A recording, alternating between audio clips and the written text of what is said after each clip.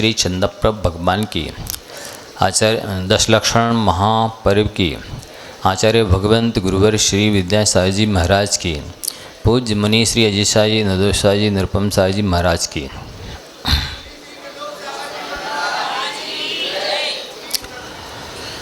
धर्मिष्ठी बंधुओं, ये इतना महत्वपूर्ण विषय है, हो सकता है आप इसके महत्व को नहीं समझते हों।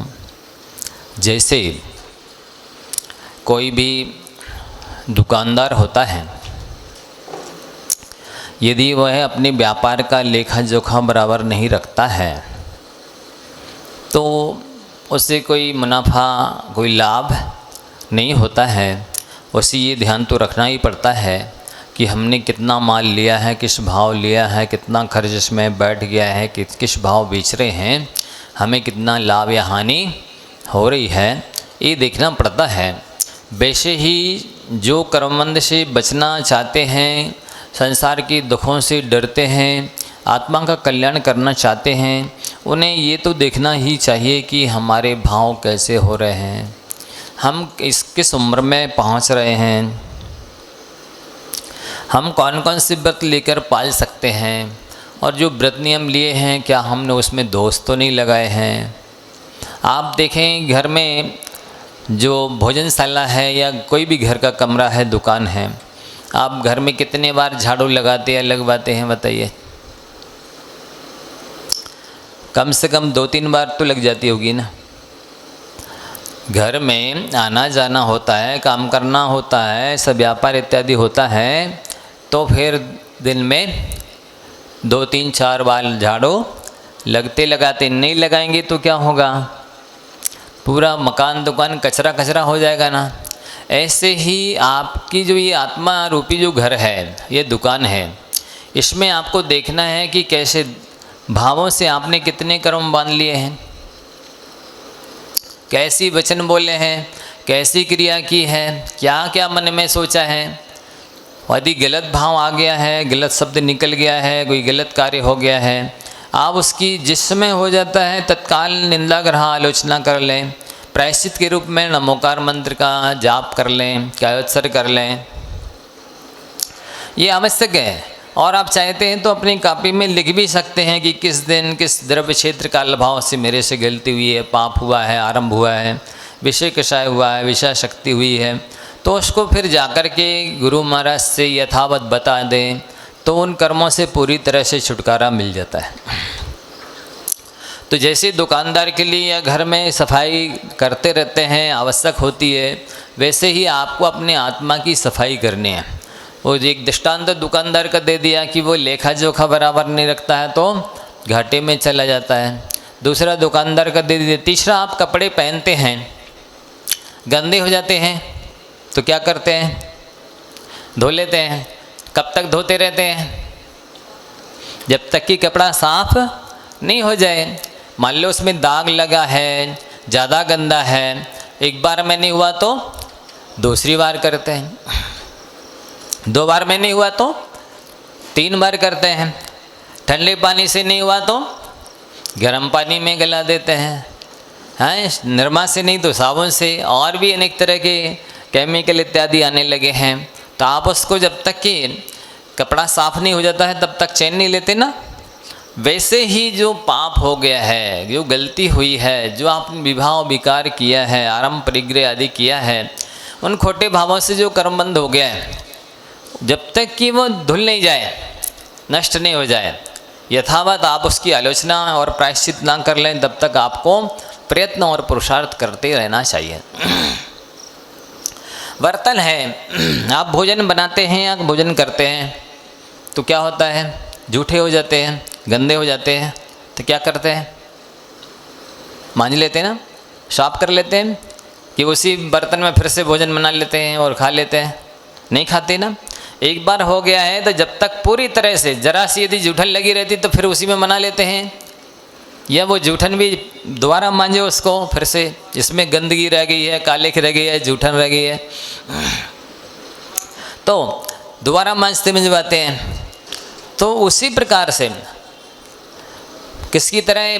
बर्तनों की तरह, वस्त्रों की तरह, घर की सफाई की तरह और दुकान व्यापार के लेखे जोखे की तरह वो आत्मार्थी जो साधक होता है अपने परिणामों का लेखा जोखा आय व्यय करते हुए अपनी परिणामों की शुद्धि विशुद्धि सफाई करता रहता है, करना चाहिए। इसका महत्व है, बहुत है। देखो आपको पौराणिक कथा है, पढ़ी सुनी होगी, फिर भी प्रसंग में सुन लो। राजा शरणिक बौद्ध धर्म को मानते थे और वो एक बार शिकार खेलने गए। जंगल में कोई मुनि महाराज ध्यान में बैठे हुए थे, वो दिख गए।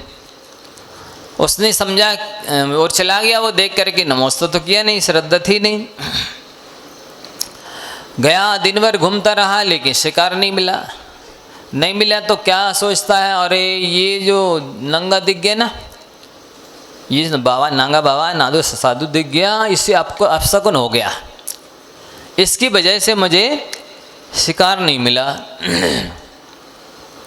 तो वो क्या करता, गुस्सा आता उसको। पहले तो सोचता है क्या करूं, इन्हीं को धनुष बाण से मतलब बाण चला दूं। फिर उसने शिकारी कुत्ते छोड़े। वो उनकी क्षमता वीतरागता साम्य भाव की वजह से वो परिक्रमा लगा के वहीं बैठ गए। उसको और गुस्सा आया कि देखो ये तो जादू टोना करता है।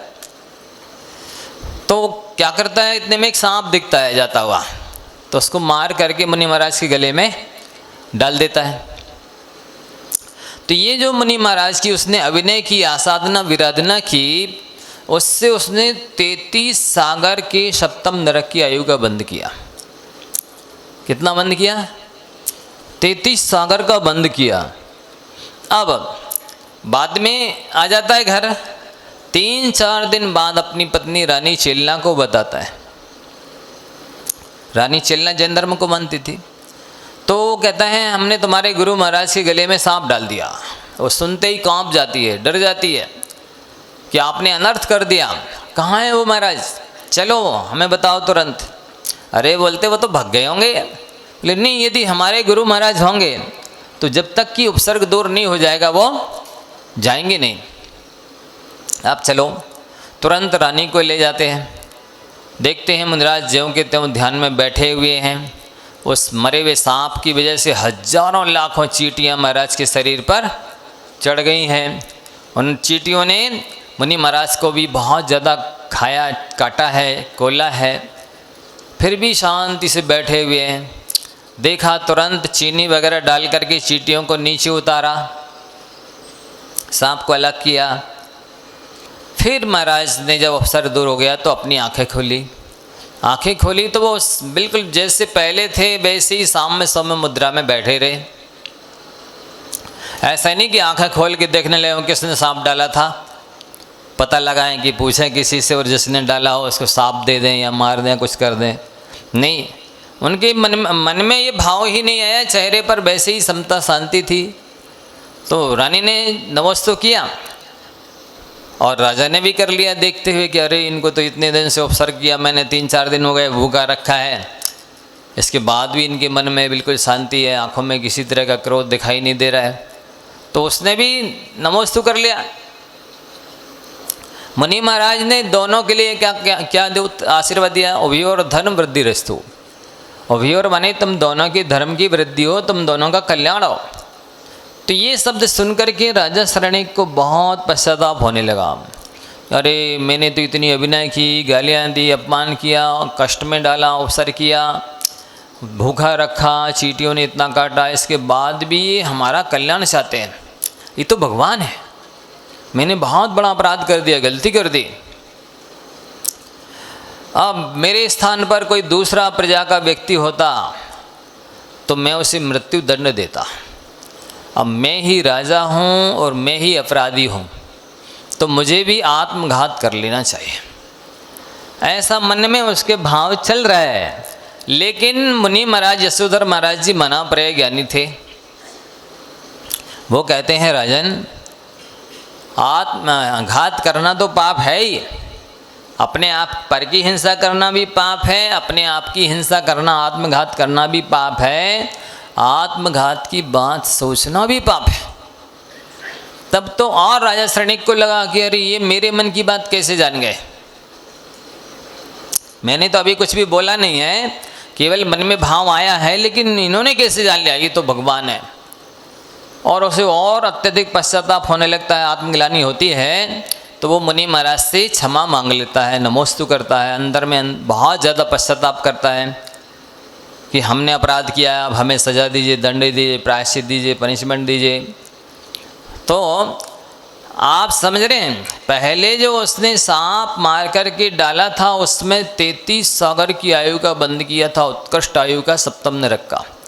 अब जो पश्चाताप हुआ, निंदा ग्रहा ग्लानि हुई अपने आप के किए हुए पाप से, जो मुनि महाराज से क्षमा मांगे, क्षमा मांगना ही प्रायश्चित करना है, आलोचना करना है।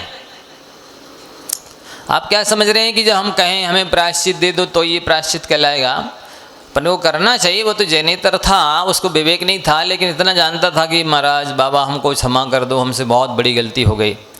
तो ये जो प्रतिक्रमण किया, आलोचना की, प्रायश्चित किया, उससे उसने पहले सिंधु बराबर जो आयु का बंद किया था, अब बिंदु बराबर शेष रह गया। ये है प्रायश्चित की ताकत, ये है निंदा ग्रहा आलोचना करने की ताकत। कहाँ 33 सागर और मात्र वो उनकी आयु बची 84,000 बरस। पहले नरक की, पहले पाथड़े की आयु नहीं, पहले की तो 10,000 बरस है, मतलब पहले नरक की ही आयु 84,000 वर्ष शेष बची। तो ये निंदा ग्रह आलोचना करने से मध्यम आयु, एक सागर उत्कृष्ट है, 10,000 जगन्य, 84,000 बरस तो सिंधु में बिंदु बराबर है। कहाँ 33 सागर, 33 समुद्र बराबर, और फिर कहाँ 84,000 बरस तो एक अंजलि के बराबर है, चुल्लू बराबर है। तो ये ताकत है निंदा ग्रह आलोचना की, प्रायश्चित प्रतिक्रमण की। इसलिए आप लोगों को ये दृष्टांत देकर हमने समझाया कि जैसे आप अपने घर की सफाई दिन में 3-4 बार झाड़ू लगाते हो, आप अपने कपड़ों की सफाई करते हो, आप जूठे बर्तनों को सफाई करते हो, मांजते हो। एक दुकानदार होता तो अपने वो व्यापार का लेखा जोखा रखता है, हानि लाभ का भी ध्यान रखता है। तो आपको अपने भावों का भी लेखा जोखा करना चाहिए, अपने भावों के बारे में भी विचार करना चाहिए कि मैं क्या सोच रहा हूँ, मैं क्या बोल रहा हूँ, मैं कौन सी चेष्टा कर रहा हूँ, इसका फल, इन परिणामों का परिणाम माने रिजल्ट, फल क्या मिलेगा, ये आपको विचार करना ही चाहिए। नहीं करते हैं तो उसी व्यापारी की तरह दशा आपकी होगी, या जिससे गंदगी में रहने वाले कबूतर की दशा होती है, वैसी दशा आपकी हो जाएगी कि आप सफाई का यानी निंदा ग्रह आलोचना प्रत्याख्यान प्रतिक्रमण का ध्यान नहीं रखते हैं। इनका बहुत महत्व है, तो आपको आज के बाद से इस बात का ख्याल रखना चाहिए। कल एक बात और आई थी, ये 5 स्थावरों के विघात के बारे में तो आई था, उसके पहले भी एक गाथा थी 7 सील के लिए, कि ये 7 सील जो हैं आगे भी आने वाले हैं। वो आप सभी प्राय करके लोगों की धारणा क्या है कि यदि व्रती बनो तो सारे व्रत लो, नियम लो तो सारे नियम 12 ही व्रत लो, नहीं तो भाई कोई भी लेना के कोई मतलब नहीं। ऐसा नहीं है।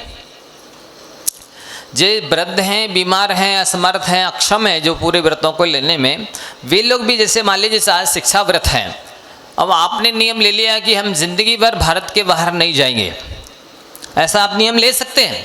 बाकी के व्रत लेने की क्षमता यदि नहीं है तो ये नियम ले सकते हैं। आपको जाना भी नहीं है, जा भी नहीं रहे हैं, और जाने की संभावना भी नहीं है, तो आपको ये राग, ये लोभ खत्म कर देना चाहिए कि मैं जिंदगी भर भारत के बाहर नहीं जाऊंगा। इससे क्या लाभ होगा? आप भारत के बाहर महाव्रती जैसे हो जाएंगे।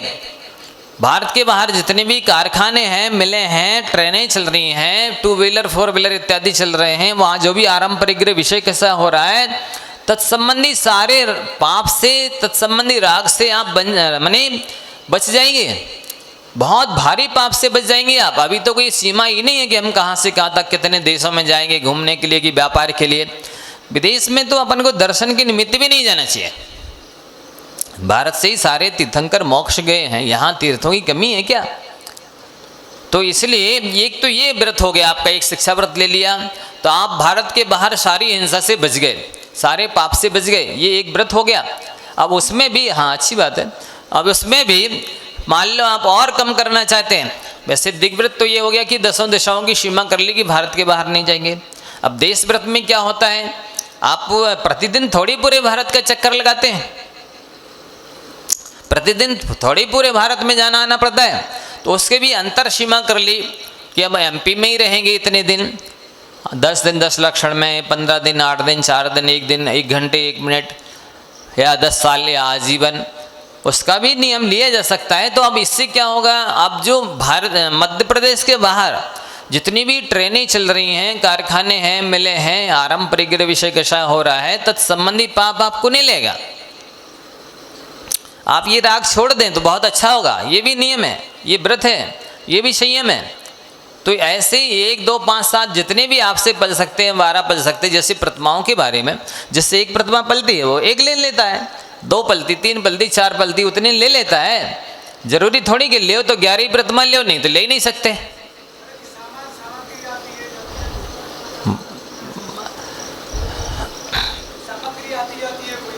देखो ऐसा है, मान लो आप 9 कोटि से त्याग कर सकते हैं तो अच्छी बात है कि मन वचन काया कृत कार्य तन्मोदना संभ्रम समारंभ आरंभ से हम नहीं जाएंगे, भारत की वस्तु ना लाएंगे, ना खरीदेंगे, ना बेचेंगे, ना बुलाएंगे।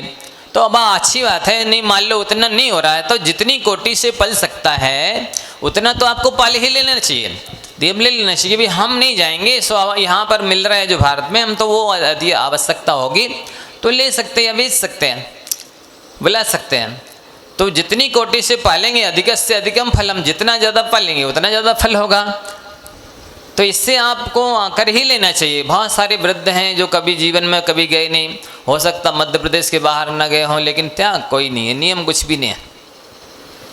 नियम नहीं लेने पर तो पाप बंद होता ही रहता है लगातार, और नियम लेने पर तत्काल संबंधी पाप बंद रुक जाता है, पुण्य बंद होने लग जाता है, और पहले बंधे हुए पाप की निर्जरा होने लगती है। पहले जो पाप बांध लिया है वो पुण्य रूप परिणमन कर जाता है।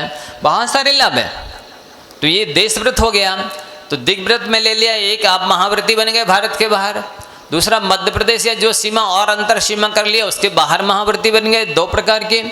तीसरा आपको जैसे मान लीजिए सामायिक करते हैं, नहीं करते नियम, सामायिक प्रतिमा नहीं है, नियम नहीं करते, लेकिन फिर भी आपकी प्रतिमा नहीं है, शिक्षाव्रत सामायिक शिक्षाव्रत नहीं है, फिर भी आप सामायिक करते हैं या करें, अभ्यास करें 1 घंटे 2 घंटे आधा घंटे 15 मिनट 20 मिनट 10 मिनट, कि जब तक कि हम इस स्थान पर बैठे या समय निश्चित कर लें तो और अच्छा है कि अब 1 घंटे के लिए आधा घंटे के लिए इस चौकी को छोड़ करके या कमरे को छोड़ करके बाहर नहीं जाएंगे। आने जाने का, खाने पीने का, विषय कषाय का, आरंभ परिग्रह का, सर्वशाबद्ध का त्याग। तो सामायिक शिक्षाव्रत में भी आप महाव्रती जैसे बन गए। जैसे महाव्रती को पुण्यबंध होता है वैसे आपको पुण्यबंध होने लगेगा।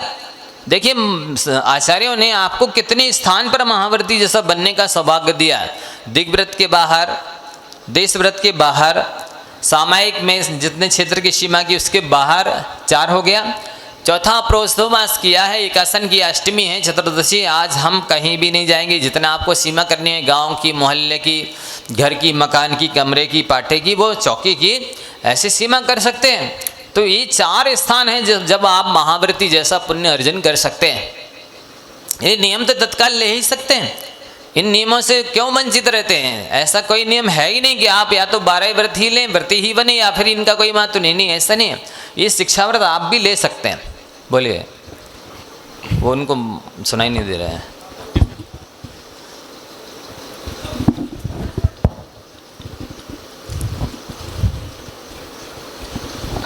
महाराज श्री नमोस्तु। 9 कोटि का क्या मतलब है और साबद्ध का क्या मतलब? हाँ, 9 कोटि बने मन वचन काय, 3 कोटि ये हो गई। इन 3 कोटि का समारंभ समारंभ आरंभ, इन 3 कोटि से गुणा कर दिया तो 3 त्रिका 9 हो गया।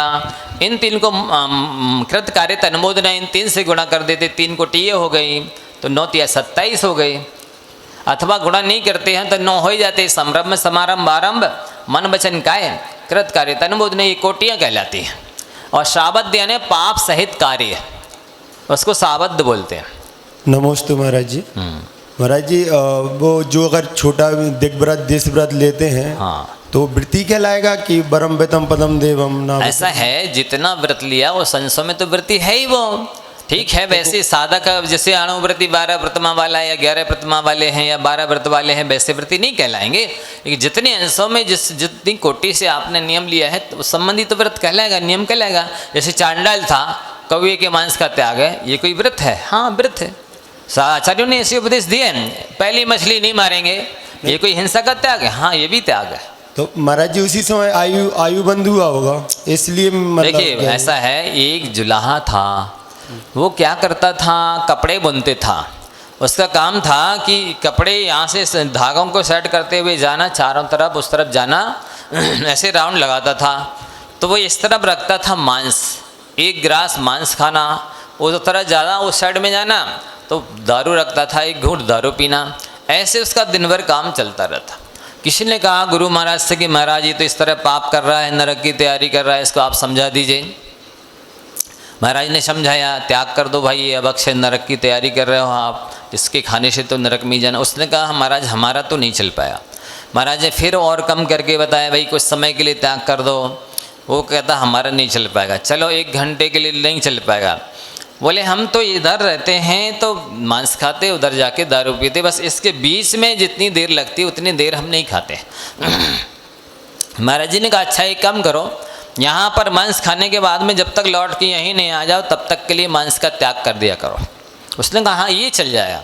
और वहाँ दारू पीने के बाद में त्याग कर दिया करो, जब तक लौट के वहीं नहीं जाएंगे तब तक के लिए दारू का त्याग। उसने कहा ये ठीक है, कर देता था त्याग। अब हुआ ऐसा, उसने यहाँ पर मांस खाया, त्याग हो गया, उधर गया दारू पी, त्याग हो गया, दोनों चीज़ का त्याग हो गया। दैवी योग से यहाँ तक आया और उसकी आयु पूरी हो गई, मर करके स्वर्ग में रिद्धिधारी देव हो गया, क्योंकि वो त्याग पूर्वक मरा था। नमस्ते महाराज जी। ऐसा दृष्टांत सागर धर्मामृत में दिया हुआ है। तो आप जिस रूप में कर सकते हैं वो करना ही चाहिए, इसमें प्रमाद नहीं करना चाहिए। भीमा भील ही आगे चल कर के महावीर भगवान बना है, जिसने केवल कवि का या मांस का मधु का त्याग किया था। धीरे धीरे चल कर के यही छोटे छोटे नियम ही तो आगे चल कर के बड़े नियम बन जाते हैं। बड़े नियम लेने में, दिलाने में सामर्थ्य उत्पन्न कर देते हैं। नमोस्तु महर्षि। महर्षि जैसे देश या राज्य की सीमा निर्धारित करते हैं और उसके बाद फ़ोन आदि पे बात होती है या समाचार पत्र या टीवी न्यूज़ चैनल्स में, तो उसमें दोष लगता है? ऐसा है, आप जिस रूप में नियम लेंगे उतना पुण्य मिलेगा। आपने जितनी छूट रखी है, जितनी कोटि से त्याग किया है, जिस तरह का नियम लिया है, यदि पूरी तरह से त्याग कर सकते तो अच्छी बात है। नहीं, स्वयं जाने आने का त्याग है हमारा, बुलाने का त्याग है। वहाँ की किस रूप में नियम ले रहे हैं आप? हम जाएंगे भी नहीं, किसी को भेजेंगे भी नहीं, वहाँ से किसी को बुलाएंगे भी नहीं, वहाँ की कोई वस्तु आई होगी तो उसको खरीदेंगे नहीं, बेचेंगे नहीं, उपयोग नहीं करेंगे। जिस रूप में आप नियम लेंगे उतना पुण्यबंध होगा। उसमें दोष लगाएंगे तो दोष लगेगा। महाराज जी नमोस्तु। महाराज जी जैसे कोई गलती करते हैं और अपने प्रायश्चित ले लेते हैं तो उसकी याद कब तक करना चाहिए महाराज जी? याद करने की क्या आवश्यकता है? जैसे बाद में जब प्रायश्चित लेने के बाद भी याद आ रही है? नहीं, याद आना अलग चीज़ है, वो नहीं करे तो अच्छा है। याद आने मात्र से कर्मबंध नहीं होता है, कर्मबंध तो रागदेश से होता है। जी महाराज नमोस्तु महाराज। हाँ सर। तो आपसे ये कहा जा रहा है कि आप वृद्ध हैं, बीमार हैं, असक्त हैं, कोई दवाई चल रही है, मजबूरी है, 12 व्रत नहीं ले सकते हैं, अणुव्रती नहीं बन सकते हैं, प्रतिमाएं नहीं ले सकते, तो इस तरह के नियम भी ले सकते हैं आप। दिग् व्रत ले लिया खाली आपने भारत के बाहर जाने का, देश व्रत ले लिया मध्य प्रदेश से बाहर जाने का, या पूरा जीवन भर के लिए भी मध्य प्रदेश से बाहर नहीं जाएंगे। और अनर्थदंड व्रत है। अब जैसे मान लो निष्प्रयोजन पृथ्वी नहीं खोदेंगे, कोई मकान नहीं बनाएंगे, इधर उधर नहीं घूमेंगे, घुमाएंगे नहीं किसी को, ये भी अनर्थदंड का त्याग है, ये भी व्रत है। हम कभी निष्प्रयोजन काम नहीं करेंगे। पृथ्वी का एक का, जल का एक का, अग्नि का एक का, वायु का एक का, वनस्पति का एक का, सीमा कर ली, निष्प्रयोजन बर्बाद नहीं करना, ना करना, ना कराना, ना अनुमोदन करना, ये भी अनर्थदंड का त्याग है, ये भी व्रत है। ये आप कर सकते हैं, करना चाहिए। ऐसा कोई नियम नहीं है कि जो व्रती हैं वही ध्यान रखें आपको, कोई हमारा थोड़ी कोई व्रत है, नहीं ऐसा नहीं है। इनके नियम लेने से कसाय मंद होती है, परिणामों की निर्मलता होती है। यही आगे चल करके सम्यक दर्शन ज्ञान चारित्र्य की उत्पत्ति स्थिति वृद्धि में निमित्त बनता है। कसाय जितनी मंद होगी, आप समझ लीजिए आपके परिणाम जितने शांत रहेंगे, आप मन से, वचन से, काया से जितनी शांति से जिएंगे, आगे चल करके उतने शांत स्थान पर आप अगले जन्म में उत्पन्न हो जाएंगे। जितनी उग्रता व्यग्रता के साथ जिएंगे, अगले जन्म में अपना वैसे ही उग्रता व्यग्रता वाले स्थान में जन्म ले लेंगे। इसलिए शांत बनना संत बनने से ज़्यादा कठिन है। आप संत नहीं बन पा रहे तो कम से कम शांत रहने की कोशिश तो करें। ये भी एक साधना है, ये भी एक व्रत है। इससे बहुत सारे अनर्थों से, पापों से बच जाते हैं। तो ये 4 जैसे शिक्षा व्रत हैं। आप प्रोसदोपास शिक्षा व्रत नहीं है आपका, चौथी प्रथमा नहीं है, लेकिन आप अष्टमी चतुर्दशी कर सकते हैं। एकासन त्याग कर सकते हैं कि आज हमारा एकासन है, बार बार खाने पीने का त्याग है। प्रथमा नहीं होते हुए भी आपको उस तत्संबंधी पुण्य बंध होगा। ये भी अभ्यास कहलाता है, ये भी साधना कहलाती है। और ये जिनसे मुनि बनने की शिक्षा मिलती है उन्हें शिक्षा व्रत कहते हैं। मुनि महाराज कैसे एक बार भोजन करके भोजन पानी का बैलेंस बनाते हैं, ये आप जब स्वयं करके देखेंगे तो आपकी मुनि महाराज के प्रति श्रद्धा बढ़ जाएगी कि अरे हम तो बैलेंस नहीं बना पा रहे हैं, ये मई जून की गर्मी है, महाराज तो बिहार कर रहे हैं, कैसे इन्होंने एक बार भोजन पानी में बैलेंस बनाया हुआ, कैसे शरीर चलाते हैं। ये जब आप स्वयं करेंगे तो आपकी श्रद्धा बढ़ जाएगी, अन्यथा आपको क्या पता क्या होता है एक बार भोजन करने में। ऐसे ही सामायिक में जब बैठेंगे तो कैसे शांत बैठते हैं महाराज जी भी कि मच्छर काटे, चींटी चीटा काटे या कोई भी हानि लाभ हो, अपमान सम्मान हो, निंदा प्रशंसा हो, तो भी समता रखना। थोड़ी देर के लिए बैठ के तो देखिए, नहीं हम समता भाव में रहेंगे, हम ना नाराज होंगे ना प्रसन्न होंगे। तो मुनि महाराज कैसे रहते हैं समता में, ये आपको अभ्यास होगा, ये अनुभव होगा। तो ये साधना करनी चाहिए। सामायिक प्रोजोबाद, अतिथि संविभाग है, नियम ले लिया नहीं अष्टमी है आज तो हम किसी त्यागी वृत्ति को भोजन करा के भोजन करेंगे। भले आपका व्रत नहीं है, प्रतिमा नहीं है, लेकिन ऐसा कभी कभी आप कर सकते, करना चाहिए जितना ज़्यादा कर सकते हैं। भरत चक्रवर्ती के बारे में आता है वो प्रतिदिन द्वारा प्रेक्षण करते थे। जब तक कि मुनि महाराज के आहार की वेला नहीं निकल जाएगी हम और किसी अतिथि को भोजन नहीं करा देंगे, भोजन नहीं करेंगे। सठखंड के अधिपति होते हुए भी वो छायक सम्मिदृष्टि थी, चरम शरीरी थे, मोक्षगामी थे, लेकिन ऐसे व्रत नियम संयम पालते थे वो भी। राम लक्ष्मण जंगल में थे, वहाँ कोई अतिथि नहीं था, कोई मुनिराज नहीं थे, कोई त्यागी व्रती नहीं था, लेकिन भोजन की बेला है, भोजन मनाया है। हमें थोड़ी देर इंतजार करना है, कोई अतिथि मिल जाए तो मेरा सौभाग्य है, मैं उससे पहले भोजन कराऊं, मुनि को भोजन दे, फेर निज करे आहारे। तो ये आप कर सकते हैं, करना चाहिए।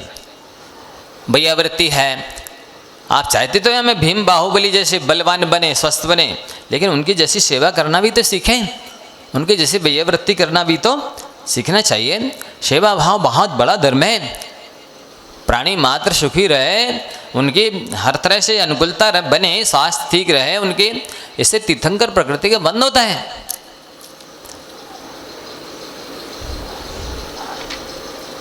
आगे गाथा नंबर 17 देखेंगे। मल सत्य राजिड़ुत्ता भैविष्ये जो विराहणा विविहा समय खमैया खलु मेच्छामि दुक्कड़म हुज मल सत्यराजिणोत्ता भैविष्ये जो विराहणा विविहा समये खमैया खलु मेच्छामि दुक्कड़म हुज।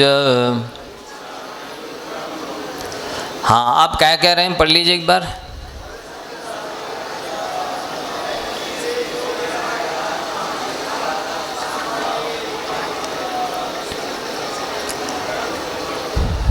बारह व्रत जब कोई लेता है तो 5 अणुव्रत होते हैं, 3 गुणव्रत होते हैं, 4 शिक्षा व्रत होते हैं। उन 12 व्रतों के एक एक व्रत के 5-5 अतिचार होते हैं। चूँकि आज ही 7वां अध्याय चलना है, अभी महाराज श्री आपको व्याख्या करेंगे तत्व सूत्र जी में, इसलिए इस विषय को हम अभी यहाँ नहीं लेते हैं। 70 अतिचार होते हैं। 12 व्रत के 12 पंची 60, 5 सम्यक दर्शन के अतिचार, 5 संलेखना के अतिचार, इस तरह 70 अतिचारों को टालना होता है। तब कहीं यों श्रावक व्रत पाल स्वर्ग सोलम उपजावे, तैते चय नर जन्म पाए मुनि हुए शिव जावे।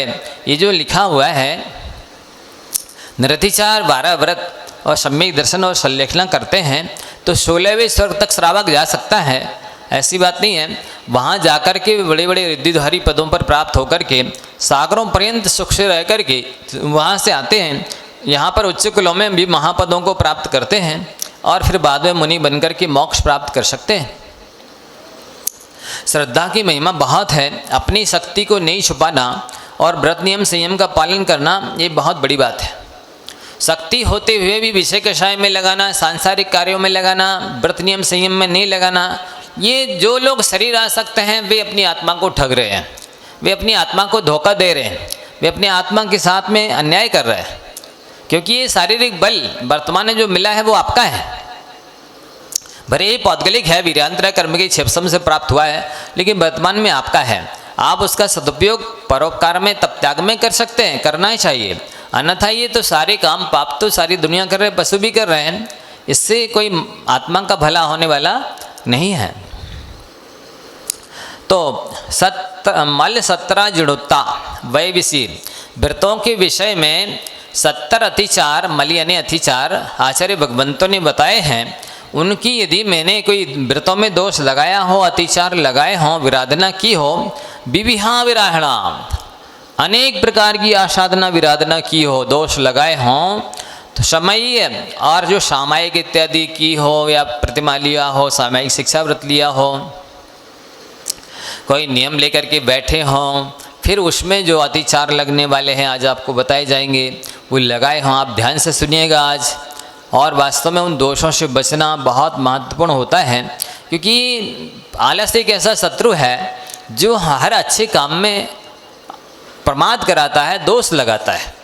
वो शत्रु आलस कसाय की तीव्रता में होता है। इसलिए आपको अपनी कसाय को मंद करने के लिए व्रतों में नियम संयम में दोष नहीं लगने देना चाहिए, तो वो शत्रु पनप नहीं पाता है। इससे मन भी वश में रहता है और निर्दोष व्रत भी बलते हैं। और प्रमाद भी एक बंध का प्रत्यय है। मिथ्या दर्शनावृत्ति प्रमाद कषाय योगा बंध हेतवः। मिथ्या दर्शन, आवृत्ति, प्रमाद, प्रमाद यानी आलस, ये 5 बंध के प्रत्यय कहे गए। तो उनसे अपने को बचाना बहुत बड़ा पुरुषार्थ है, बहुत बड़ी साधना है, पुरुषत्व है।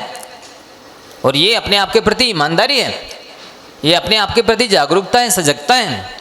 इसलिए हम सबको सजग जागरूक रहना चाहिए। पशुओं की तरह, अजगरों की तरह पड़े रहने से केवल कर्मंद ही होता है। आप चाहें कि हम तो पढ़े, हम थोड़ा किसी का कुछ बिगाड़ रहे हैं, अरे दूसरे का नहीं बिगाड़ रहे हैं, लेकिन आलस से अपने आप का बिगाड़ तो कर ही रहे हैं। इसलिए दूसरे का बिगाड़ नहीं करते हैं तो स्वयं के भी बिगाड़ से बचना चाहिए, क्योंकि पर की हिंसा करने पर जितना पाप बंद होता है, स्वयं की हिंसा करने पर भी उससे ज़्यादा पाप का बंद होता है। और वस्तुतः प्रमाद है, राग द्वेष है, इससे तो आत्मा का बहुत घात होता है। ये राग द्वेष इतने अपवित्र हैं, ये तो मलमूत्र से भी ज़्यादा अपवित्र हैं। शरीर में जो धातु भरे हुए हैं, खून मांस पीप मज्जा इत्यादि मलमूत्र, उनके रहते हुए तो केवल ज्ञान हो जाता है। लेकिन राग द्वेष की कणिका मात्र भी रहे तो केवल ज्ञान तो छोड़ दीजिए, यथा क्या चारित्र भी नहीं होता। इसलिए वर्तमान में भले ही शुक्ल ध्यान नहीं होता है, एक शुक्ल लेशा हो सकती है, वो पहले गुण स्थान से लेकर 13वें गुण स्थान तक रहती है। और यदि आपने शुक्ल लेशा प्राप्त कर ली, अपने परिणामों की कसाय की मंदता करके, परिणामों की निर्मलता करके, ये बहुत बड़ा पुरुषार्थ है। और पंचम काल में भरत क्षेत्र में खोटे निमित्तों से बचे रहना, जिनसे अपने परिणाम बिगड़ते हैं, कसाय की उद्दीर्णा होती है, विषय भोगों की इच्छा होती है, वैसे निमित्तों से दूर रहने बहुत बड़ा पुरुषार्थ है। ये बहुत बड़ी साधना है। इसलिए अपने को बचाकर रखना चाहिए। बुंदेलखंड में बोलते ना, देखे ना भौके। देखने से राग द्वेष होता है, विकल्प होता है। इसलिए अपन को अशुभ निमित्त देखना भी नहीं, सुनना भी नहीं, बोलना भी नहीं, अन्यथा अपन अपनी इंद्रियों का, अपने समय का, अपनी शक्ति का दुरुपयोग कर रहे हैं और भविष्य को बिगाड़ रहे हैं। आप एक बात और ध्यान से सुन लें, एक मनुष्य पर्याय को बिगाड़ना, एक मनुष्य पर्याय को बर्बाद करना, मान लीजिए अनंत भविष्य को बर्बाद करना है। क्यों? क्योंकि आज जो पुरुषार्थ करेंगे, कल वही जाकर के भाग्य बन जाएगा। आपका भाग्य का विधाता दूसरा कोई नहीं है, आप स्वयं अपने भाग्य के विधाता हैं। आप ही ब्रह्मा विष्णु महेश हैं। इसलिए अपने आप के साथ तो दया कीजिए। दूसरे पर दया नहीं करते हैं, कृपा नहीं करते हैं, अपने पर तो करें, अपने आप का ध्यान तो रखें। ये विषय कसाय वस्तुतः आपके शत्रु हैं। आप बाहर में किसी व्यक्ति, स्त्री, पुरुष को शत्रु समझते हैं, वो शत्रु नहीं है। पुण्य के उदय में शत्रु ही मित्र बन जाता है, पाप के उदय में मित्र ही शत्रु बन जाता है। इसलिए वस्तुतः शत्रु तो आपके पाप हैं, ये विषय है, कसाय है, आलस है, जो कमजोरियां हैं, व्यसन हैं। कल एक बात और शायद आपको नहीं बताई थी, पहले क्लास चल रही थी। क्या कहा था? जो शौक करता है उसको शोक करना ही पड़ता है, नियम है। लिख लो, जो शौक करता है उसे शोक करना ही पड़ता है। यदि आप शौक से बचना चाहते हैं, शौक में और शोक में अंतर समझ रहे ना? हाँ, आपको शौक नहीं करना है तो सारे शौक छोड़ देने चाहिए। फिर आप देखिए आपका जीवन कितना स्वतंत्र हो जाता है, स्वावलंबी हो जाता है, निष्प्रय हो जाता है, निश्चिंत हो जाता है, स्वाभिमानी बन जाता है, सदाचारी बन जाता है। आप जैसा भी मिलता है पहनने के लिए, खाने के लिए, उड़ने के लिए, जाने के लिए, आने के लिए, देखने के लिए, सुनने के लिए, सब में समता रखें, शांति रखें, अनासक्त बन जाएंगे। ये अनासक्ति में असीम सुख शांति छुपी हुई है। और ये अधीनता कि मेरी तो ये फेवरेट चीज़ है, ये मेरी पसंद की चीज़ है, चाहे पहनने में, खाने में, पीने में, ओढ़ने में, बैठने में, सोने में, किसी भी चीज़ में आपने उस चीज़, वो आपके लिए हथकड़ी का काम करेगी, वो आपके लिए बेड़ी का काम करेगी। आप उसके बंधन में, उसके अधीन है, पराधीन है। वो मिलेगी तो ही आप सुखी रहेंगे, खुशी रहेंगे। दुनिया की कोई दूसरी चीज़ आपको सुखी कर ही नहीं सकती, क्योंकि आपने तो अपने आप को उससे बांध रखा है। इसलिए ऐसी निष्प्रयोजन की बेड़ियों से बचिए, निष्प्रयोजन की हथकड़ियों से बचिए। आप अपने को परतंत्र बनाने से बचिए। बिल्कुल किसी भी चीज़ का ऐसा होना ही नहीं चाहिए कि इसके बिना मेरा नहीं चलेगा। वो सबसे बड़ा व्यसन है। इन 7 व्यसनों से तो 7 नरकों में जाना ही होता है। इस टाइप की जो लतें होती हैं, आदतें होती हैं, व्यसन होते हैं, शौक होते हैं, ये इन 7 व्यसनों से कम नहीं है। इसलिए अपने जीवन को सहज बनाओ, सरल बनाओ। किसी भी के, ना स्त्री पुरुष के अधीन करना अपने को, और ना किसी वस्तु के अधीन करना। जैसा है वैसे में खुश रहना सीखना है। फिर खुशी आपकी, आपके पास है, कौन छीन सकता है? जब आपने किसी की अधीनता स्वीकार की ही नहीं है।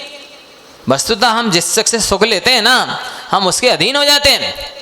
जैसे एक पुलिसमैन किसी चोर को पकड़े है, बताओ चोर को पुलिसमैन पकड़े है कि पुलिसमैन को चोर पकड़े है? बताओ, है? एक दूसरे को पकड़े हैं ना।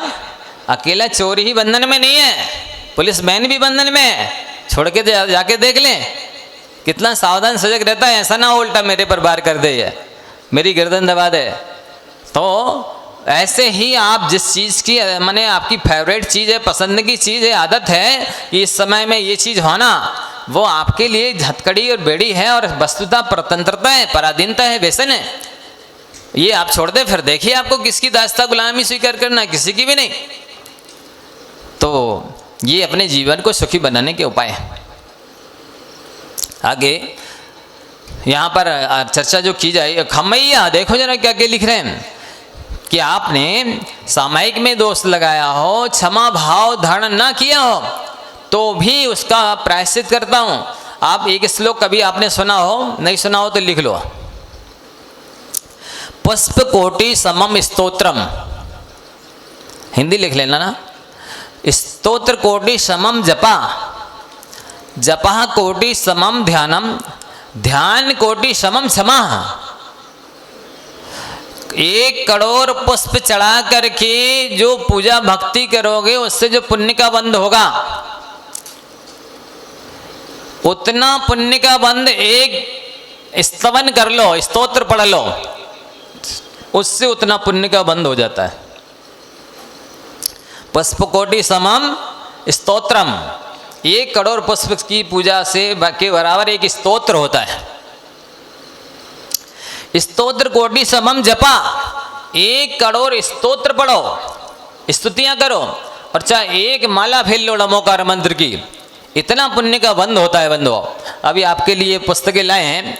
अभी मैंने 1.5 महीने लगभग यहाँ नमोकार मंत्र के ऊपर प्रवचन किया है। तो यहाँ तो लगभग सभी के 1 लाख माला का नियम होगा। जो नए शिवरार्थी लोग आए हुए हैं, वे भी यदि 1 लाख माला का नियम लेते हैं कि ज़िंदगी भर में हम 1 लाख माला फेरेंगे, 108 की 1 माला होती है, ऐसे 1 लाख माला में मंत्र हो जाते हैं 1 करोड़ 8 लाख। तो सुविधा ये है, आपको काउंटिंग मशीन, फिंगर काउंटर दिया जा रहा है। इसको आप चलते फिरते, उठते बैठते, दुकान मकान, ऑफिस में, गाड़ी में, एनी टाइम कभी भी कहीं भी पढ़ सकते हैं। और दिन भर में जितने 1000 मंत्र हो जाते हैं, पीसेस में कोरे कागज़ दिए हुए हैं, वही दे देना बाद में, उसमें अपने नोट कर दो। बाकी में छोटा सा एक स्विच ऑन है, उसको ऑफ कर दिया तो बटन दबा देने से 0 आ जाता है। फिर चालू कर दिया, पानी इसमें नहीं जाए, नहीं तो बंद हो जाती है। तीर्थंकर प्रकृति का बंध होता है। इसमें आगम के प्रमाण, आचार्यों के प्रमाण दिए हुए हैं। सारे पापों को काटने की इसमें क्षमता है। इसकी महिमा बताने के लिए अभी समय नहीं है, बहुत विस्तार से समझाया जा चुका है, आप सुन सकते हैं प्रवचन। तो क्या लिख रहे हैं? पुष्प कोटि समम स्तोत्रम,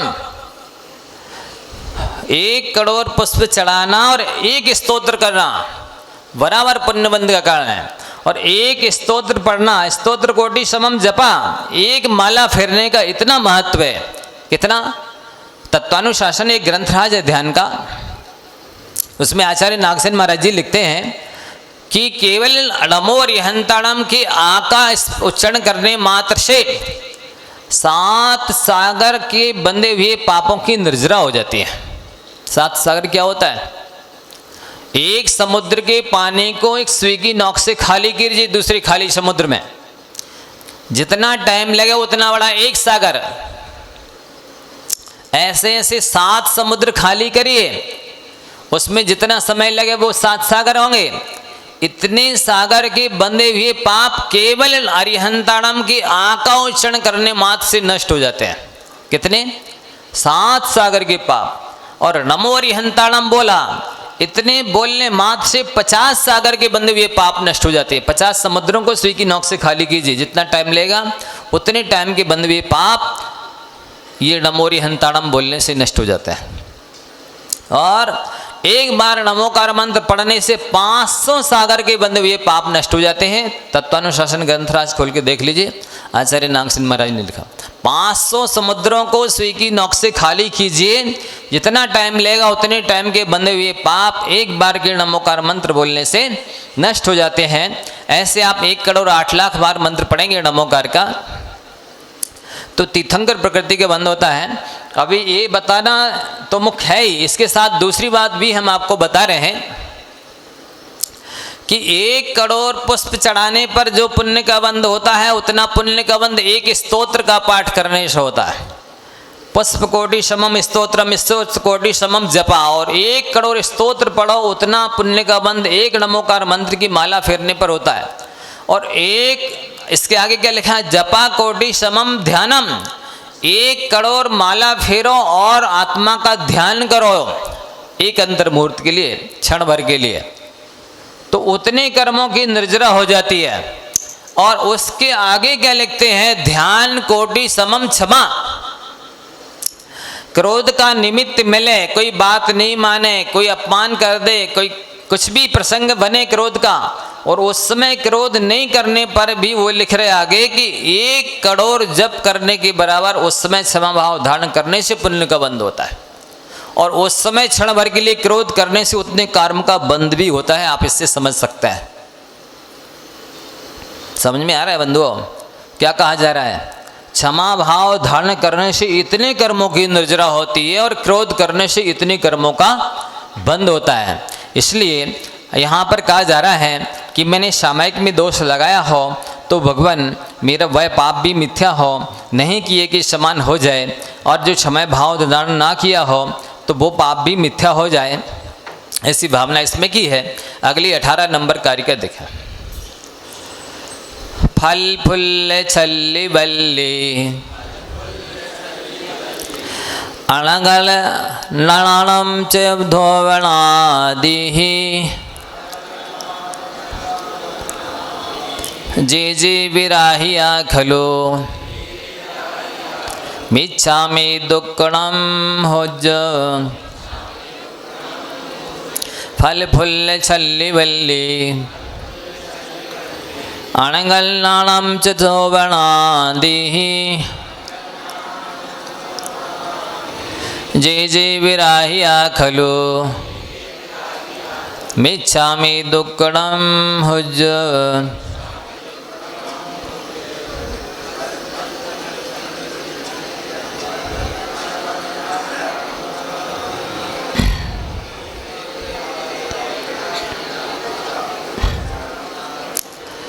हाँ, अब ये कहा जा रहा है इस गाथा में कि फल, मैंने फलों की विराधना की हो उससे भी जो पाप का बंध हुआ हो वो पाप मेरा मिथ्या हो।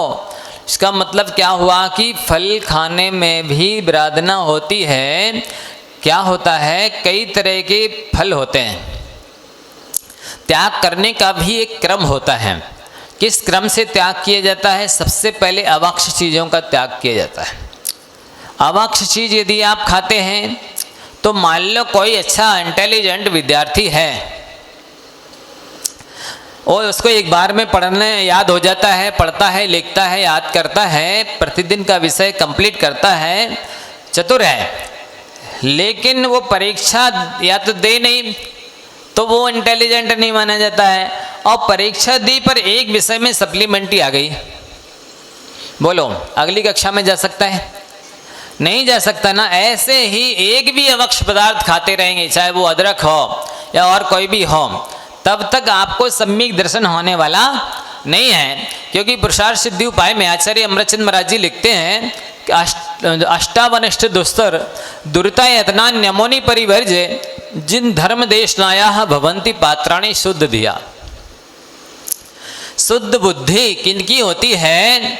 जो अष्टमूलों का त्याग करते हैं।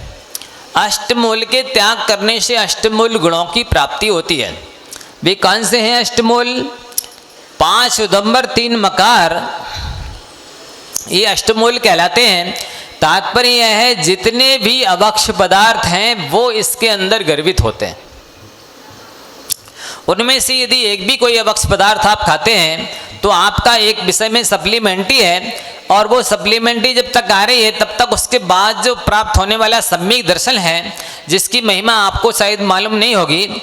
जैसे मान लो किसी व्यक्ति को, पहले बताया है, नए लोगों के हिसाब से फिर से बता रहे हैं, हालांकि 1-2 बार बताने में किसी को याद होता भी नहीं है ना, जीवन में उतरता है। 99,999 रुपये का किसी को कर्ज देना है।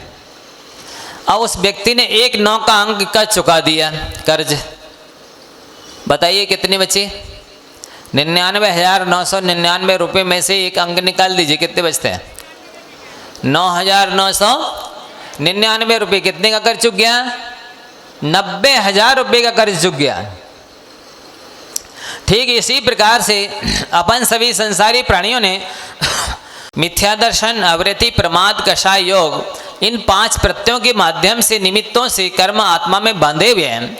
वो कर्म को का बंध काटने के लिए, चुकाने के लिए अपन को क्रमशः सम्यक दर्शन है, फिर इसके बाद में संयम है, प्रमाद का त्याग है, आदि आदि जो 5 उसके विपरीत कार्य हैं, सा गुप्ति, समिति, धर्म, अनुप्रेक्षा, परिचय, चारित्र्य, इसके माध्यम से कर्मों की निर्जरा करनी है। तो आपने यदि सम्यक दर्शन प्राप्त कर लिया तो मान के चलिए कि 90,000 रुपये का कर्ज आपका चुक गया। अब कितना बचा? 9,999 रुपये का कर्ज बचता है। तो उस 90,000 रुपये के कर्ज को चुकाने के लिए आपको इन सारे अवक्ष पदार्थों का त्याग करना होगा। तब वो लिख रहे हैं कि शुद्ध बुद्धि होती है। अष्टावनिष्ठ दुस्तर दुर्ता यत्नानि यमुनि परिवर्ज्य जिन धर्म देशनाया भवंती पात्राणी शुद्ध धिया। ये जो विशेषण दिया ना, शुद्ध धिया, शुद्ध बुद्धि वाले कौन होते हैं?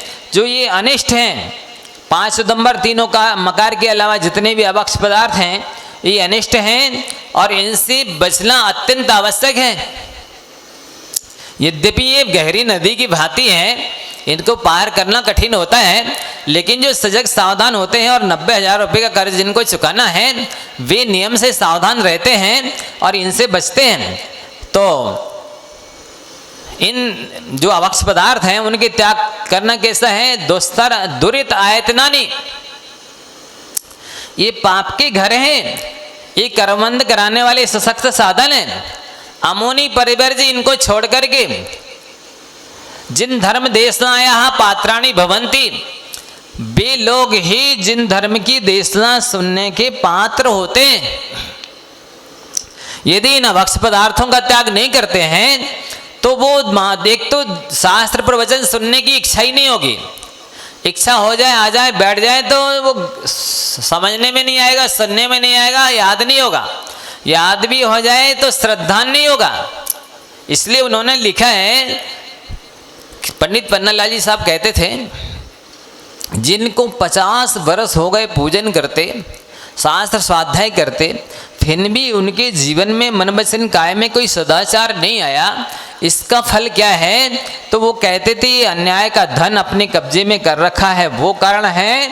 और दूसरा अभक्ष भक्षण जो कर रहे हैं उसकी वजह से उनकी बुद्धि सद्बुद्धि हो ही नहीं पाती है।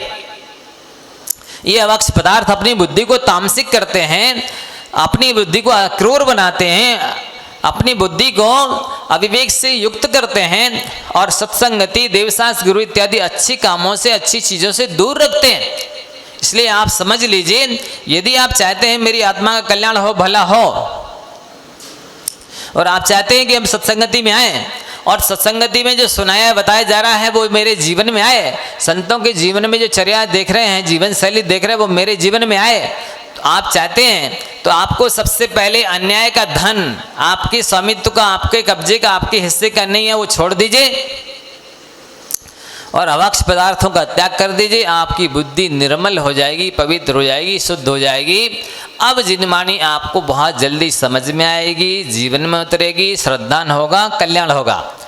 इसलिए यहाँ पर ये कहा जा रहा है कि जो पदार्थ अभक्ष, ये कितने प्रकार से आप हिंसा करते हैं, प्रमाद आलस करते हैं, वो इस गाथा में 18 नंबर में गिनाया जा रहा है। फल खाने से भी दोष लगता है, हिंसा होती है। फिर फूल यानी फूल भी होते हैं, कई लोग खुशबू के लिए तोड़ लेते हैं, बुलवा लेते हैं फूल और ऐसे सूंघते हैं, कई माला पहन करके सूंघते हैं, अनेक प्रकार से उनका उपयोग करते हैं। और एक एक पाखड़ी के आश्रित अनंत जीव होते हैं। कितने? गौमठसार जीव कांड में लिखा हुआ है, एक निगोद शरीरे जीवा दब्ब पमार्दो दिट्ठा सिद्धे ही अनंत गुणा सभ्यण विदित कालेणे। एक निगोदिया जीव के शरीर में इतने जीव हैं जितने की भूतकाल जो निकल गया है उसके समय बनाए जाएं।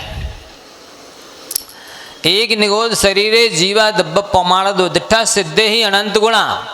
सिद्धों जो अनंतानंद सिद्ध परमेष्टि है ना, उससे अनंत गुणे जीव, उस एक सुई की नोक बराबर जगह में साधारण वनस्पति में जीव होते हैं। ये फूल इत्यादि हैं, इनमें तो जीव ही जीव हैं। तो ऐसे अपन ने स्पर्श किया हो, कोई माला पहनी हो, कोई फूल छुए हो, उसमें हिंसा होती है।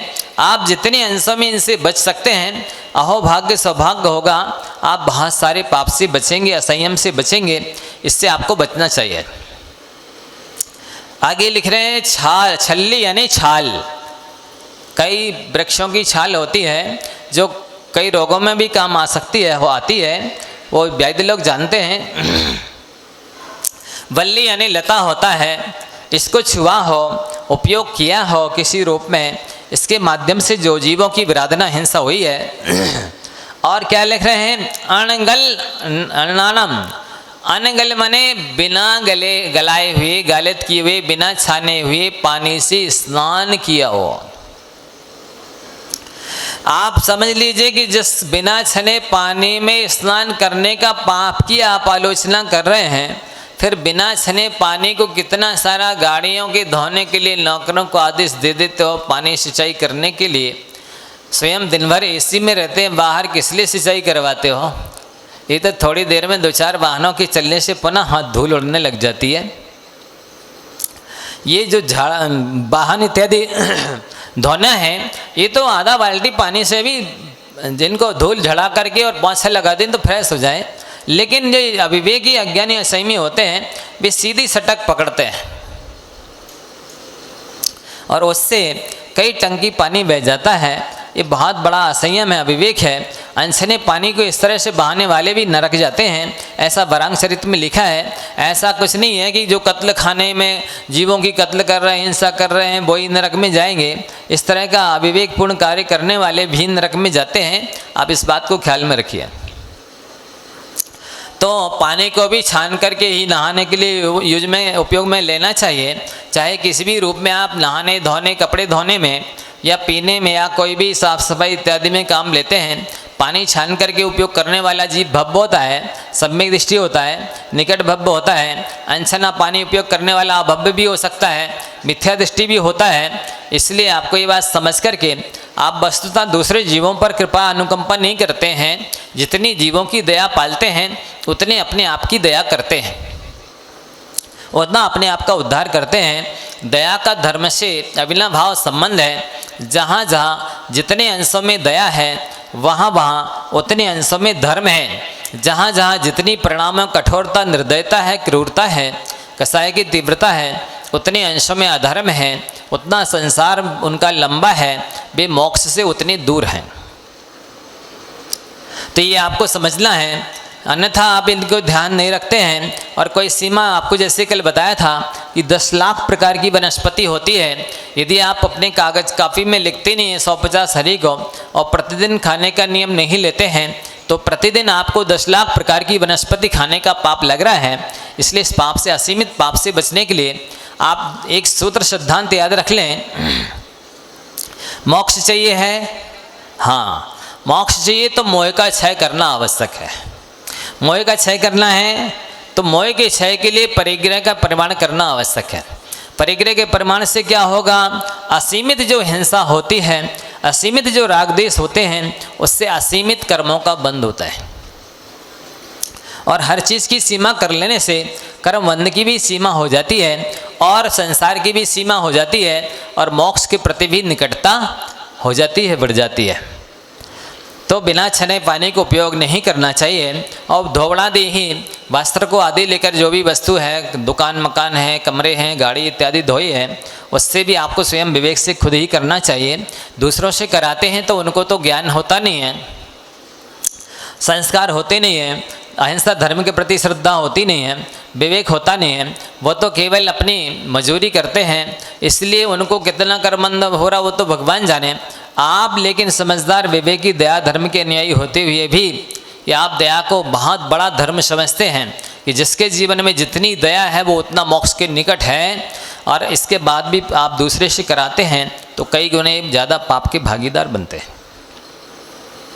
तो जे बेड़ाहियाँ खलो, जो विराधना की हो वह मेरा पाप मिथ्या हो। अब आपको जैसा कि बताया, आप जो भी तीर्थंकर प्रकृति के बंद करना चाहते हैं, कल्याण बंद करना चाहते हैं, बांधे हुए अज्ञान और प्रमाद से जो कर्म हैं उनसे छुटकारा पाना चाहते हो, ये सब सारे शास्त्रों का सार है। इससे सरल आत्मकल्याण का कोई उपाय नहीं है। 1-1 लाख माला का नियम ले लें, 9 बार नमोकारण पढ़ लें। कहाँ? ठीक, बहुत अच्छा। हाँ, 9 बार नमोकार पढ़ लो, जिसको भी लेना है। काउंटिंग मशीन है, ये पुस्तक है, इसको आप पढ़ेंगे आपकी नमोकार के प्रति अनंत गुणी श्रद्धा बढ़ जाएगी। और ये काउंटिंग मशीन आप चलते फिरते भी कर सकते हैं, कभी भी कहीं कर सकते हैं, और इसमें नियम टूटने का डर नहीं है। कभी कम करो तो चलता है, कभी ज़्यादा करो चलता है, कभी बिल्कुल ना कर पाओ तो भी नियम नहीं टूटता है, क्योंकि टारगेट ज़िंदगी भर का है। 100 माला प्रतिदिन यदि कर लेते हैं तो 3.25 साल में हो जाती है। 50 करोगे 5.5 साल लगेंगे, 25 करोगे 11 साल लगेंगे, 10 करोगे 27 साल लगेंगे। जितनी आपकी मर्जी है, जितनी जल्दी कर्म काटना हो उतनी फेर लेना।